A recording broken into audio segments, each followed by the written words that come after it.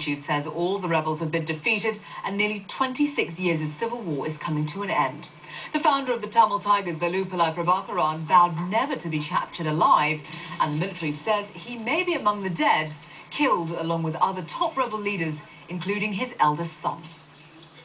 Some of the dead bodies we recovered during the confrontations, and it was confirmed that LTTE leader's son, Charles Anthony, is dead, and we found his dead body. At one point, the Tamil Tiger rebels controlled much of Sri Lanka's north and east coast, but their quest for a separate homeland slipped away with their territory. This sliver of land became the final conflict zone where thousands of Tamil civilians were trapped, along with the Tamil Tigers. Sri Lanka's president is expected to formally announce the end of combat operations on Tuesday. The focus, after decades of conflict, will turn to healing the country's deep divisions. Our Sarah Steiner joins us on the line from Colombo. Sarah, I guess this must be a really sort of surreal feeling for people there, because so many of them have never known life not under war, and, with Prabhakaran as well, being such a focal feature. Yeah, it's true, and you'll hear it in the streets. There are many, many people who are talking about this, certainly everywhere you go. You also notice a huge amount of, basically, of jubilation almost. You see lots of people that have flags. You see lots of flags that the government has put up along these streets and that sort of thing. And government-run television, when it announced the leader of the Tamil Tigers, Velupillai Prabhakaran, had been killed, everyone in the hotel where we had just walked in was talking about it and asking us questions as to, is it really true, is it really true?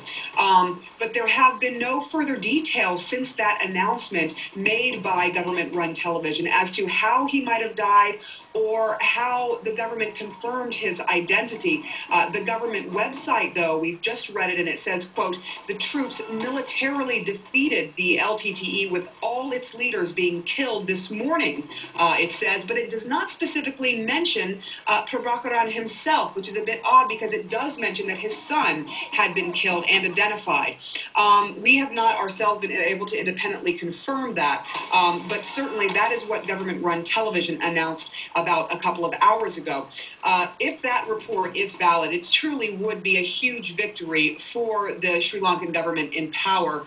Today we're hearing that all the heads of the security forces will formally announce to the president that a military victory has been had, and that is perfect timing, of course, because of the big announcement that everyone is expecting tomorrow by the president himself, who is expected to say the same thing. Anjali? So what happens now with the country's Tamil minorities, Sarah? They felt marginalised for such a long time now. Is the government going to try and engage them?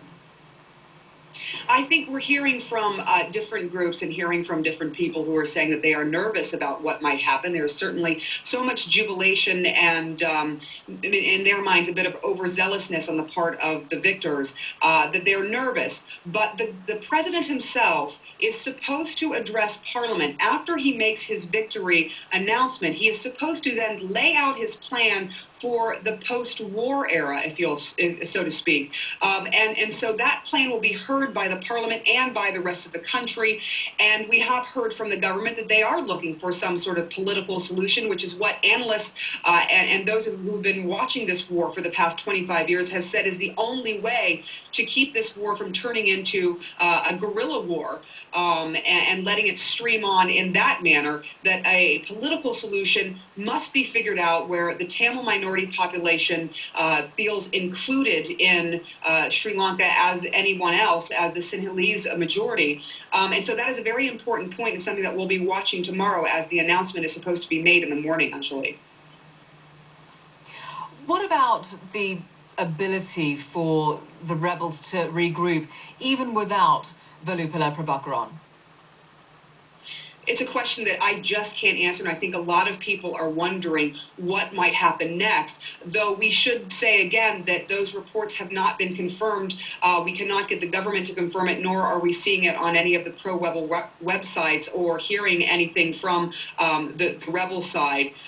So that is still a question as to whether that is truly the case, that Prabhakaran has been killed. But whether or not the LTTE can regroup, nobody knows. Certainly, they have said they've decided to lay down their weapons, and many of them, especially the high-ranking members, have been killed, according to the government. Anjali? An absolutely historic day there, Sarah. Thanks very much indeed. Sarah Seidner there, speaking to us from Colombo in Sri Lanka. Well, the Tamil Tigers' fight for independence has certainly been long. The rebel group was formed in 1975, and in 1983, the civil war officially began. A Tamil Tiger suicide bomber killed the Sri Lankan president in 1993. In 2002, the government signed a ceasefire agreement with the Tigers, but relations soured and the rebels again began their attacks. Last year, the ceasefire officially ended. In January, the Sri Lankan military captured the Tamil Tigers' de facto capital and launched the military campaign. Now, front and centre, Israeli Prime Minister Netanyahu is at the White House on Monday. Can he